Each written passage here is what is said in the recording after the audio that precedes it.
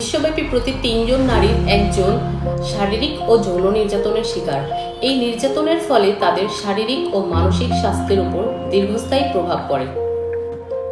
বাংলাদেশ পরিসংখ্যান ব্যুরোর তথ্য মতে বাংলাদেশে অর্ধেকের বেশি নারী জেন্ডার ভিত্তিক সহিংসতার শিকার হয়ে আসছে।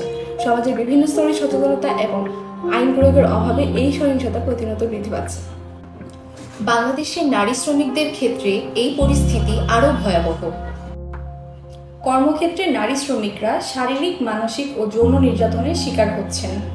এছাড়াও তারা মজুরি বৈষম্য ও মাতৃত্বকালীন ছুটি থেকে বঞ্চিত হন, যা তাদের মৌলিক অধিকার এবং কাজের নিরাপত্তায় বাধা স্বরূপ।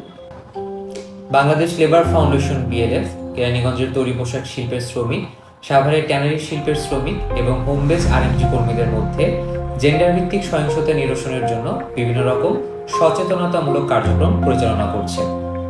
এছাড়া কর্মক্ষেত্রে অ্যান্টি হ্যারাসমেন্ট কমিটি গঠন ও পরিচালনা করতে ভূমিকা রাখছে। আসুন আমরা সকলে একত্রিত হয়ে এই 16 দিন ব্যাপী জেন্ডার ভিত্তিক সহিংসতা প্রতিরোধ কর্মসূচিতে অংশগ্রহণ করি। নারী পুরুষের সমতা রুখতে পারে সহিংসতা। নারীর প্রতি সহিংসতা বন্ধে সকল ঐক্যবদ্ধ হই। জেন্ডার সমতা গড়ে টেকসই আগামীর ভিত, উন্নয়নের পথে অবদান হোক নিশ্চিত।